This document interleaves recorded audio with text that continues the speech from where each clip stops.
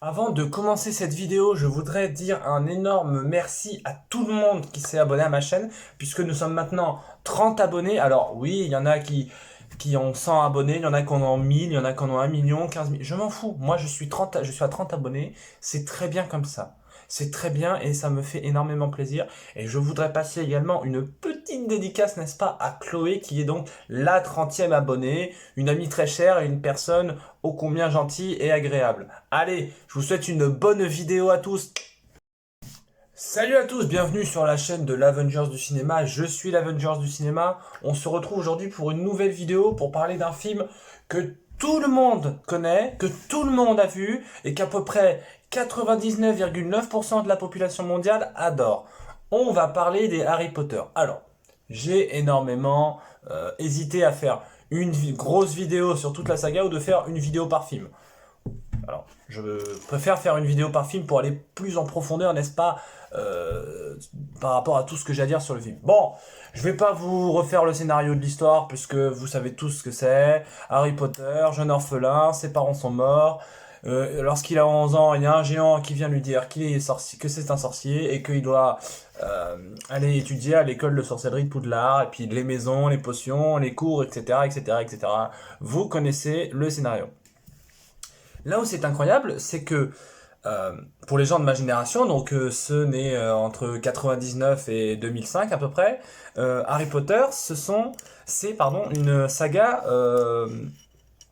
avec laquelle nous avons grandi, n'est-ce pas? Avec laquelle nous avons eu notre regard d'enfant quand nous l'avons vu.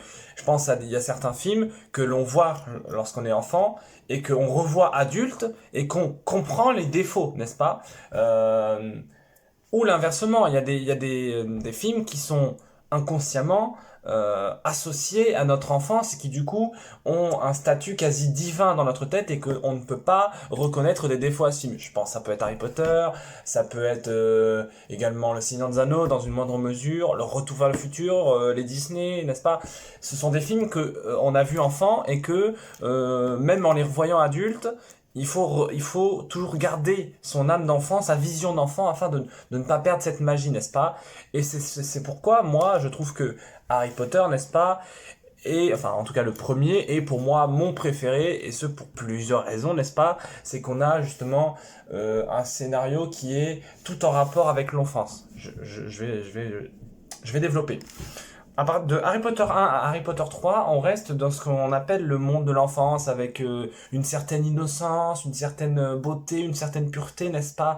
Quelque chose de très gentil, c'est-à-dire que, bon, les trois Harry Potter, bon, il y a des petits moments qui font peur, mais on n'est pas non plus sur Harry Potter 5 ou 6, tu vois, c'est pas de l'horreur, n'est-ce pas?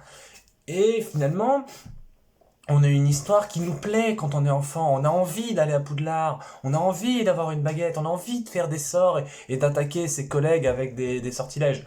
Tout le monde l'a souhaité, évidemment, évidemment. Cela va de soi.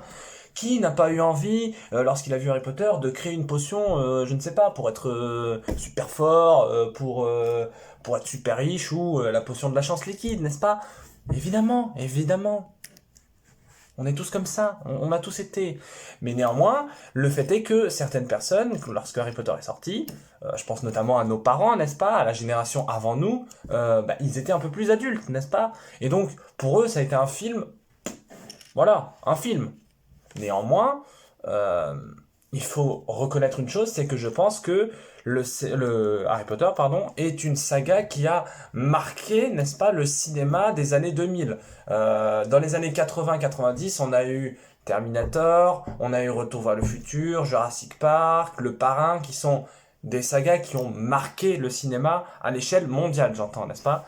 Qui a changé la manière de faire des films, qui a changé la manière de les regarder, la manière de les apprécier, n'est-ce pas? Et dans les années 2000, bah, on a eu Le Seigneur des Anneaux, on a eu Harry Potter, Pirates des Caraïbes, les préquels de Star Wars, enfin la prélogie quoi. Et puis après, dans les années 2010, on aura d'autres choses. Ce que je veux dire par là, c'est que Harry Potter, déjà en livre, ça a été un énorme succès et c'est un livre culte, un livre pour enfants. Oui et non, mais un livre culte. Et bien entendu, les studios, quand il y a quelque chose qui marche et qui fait de l'argent, bah, qu'est-ce qu'on fait? On fait encore plus d'argent.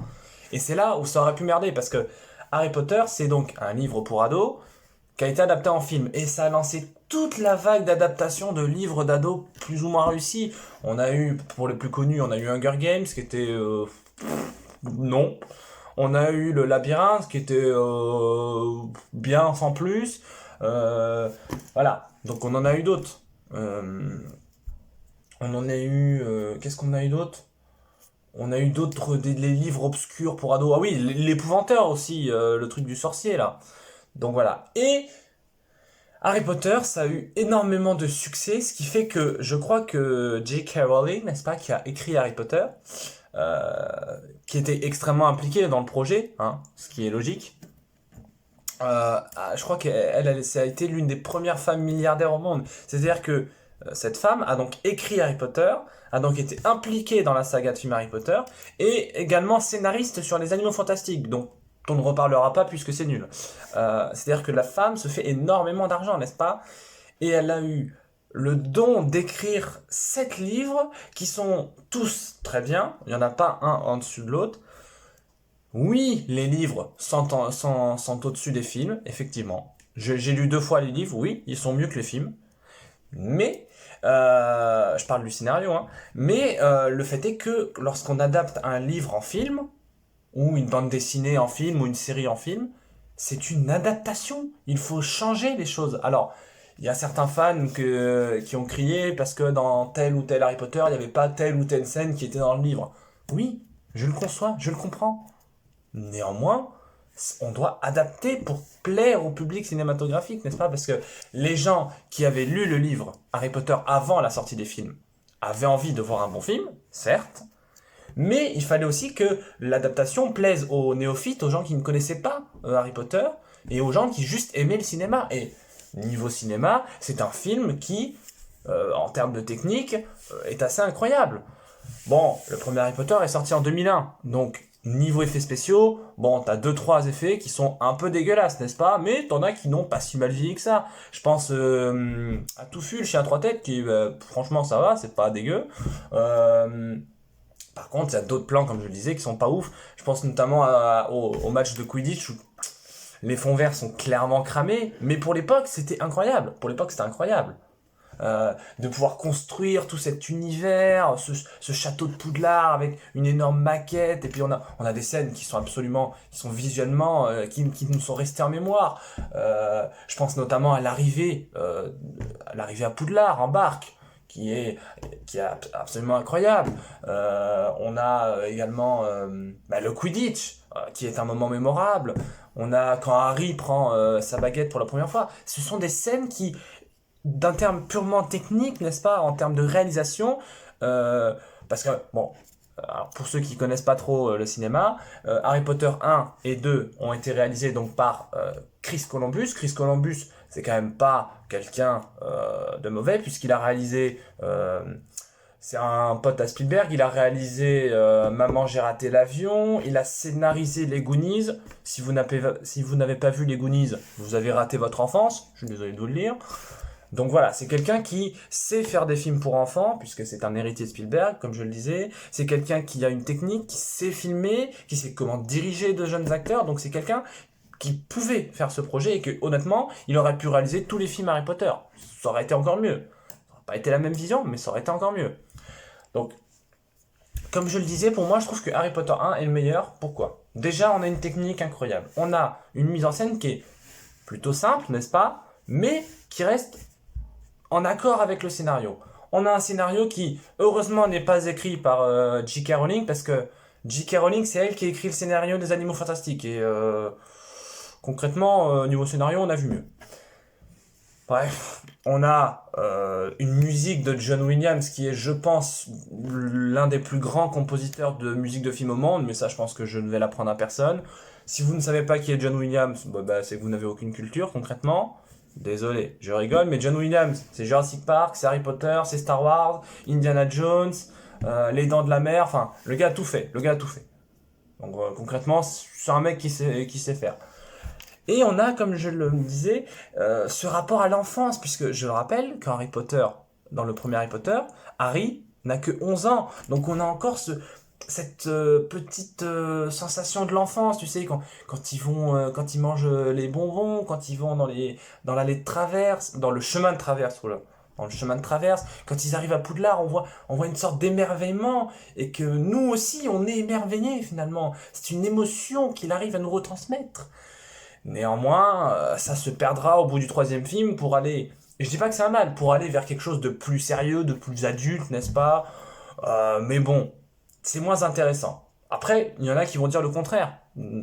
Enfin, je sais que pour la plupart des fans, le meilleur Harry Potter, c'est le troisième, qui est un véritable pivot dans l'histoire d'Harry Potter. Je le conçois. Qu'en termes de réalisation et tout ça, le troisième est mieux. C'est possible, c'est possible. Moi, je ne le vois pas comme ça, mais c'est possible. Donc, Harry Potter 1, c'est un excellent film. Même en le revoyant des années plus tard, en étant adulte, parce que je me considère un peu comme étant un adulte, n'est-ce pas? Finalement, c'est un film qui est très bien. C'est un film qui est très bien. C'est un film qui avait des ambitions, qui avait, comment dire, qui suscitait une attente, n'est-ce pas?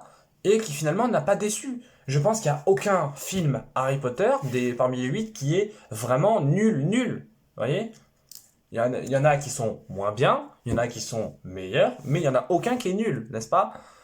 Et j'ai longtemps non, j'ai longtemps réfléchi, pardon, à quel était mon préféré entre le premier et le deuxième Harry Potter.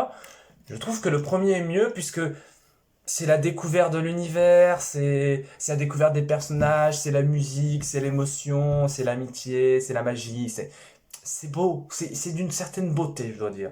C'est vraiment non, c'est vraiment très beau. Harry Potter 1, c'est un film beau, c'est un film mignon, c'est un film gentil, n'est-ce pas? Euh, donc voilà.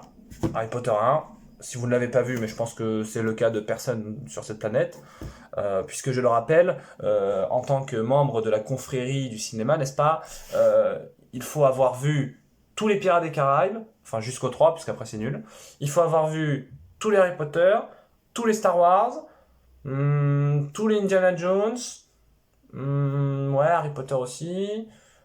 Et évidemment avoir vu Le Parrain, Retour à le futur, Jurassic Park, la trilogie Batman et Avengers. Voilà, ça ce sont les 10 sagas qu'il faut avoir vu dans sa vie.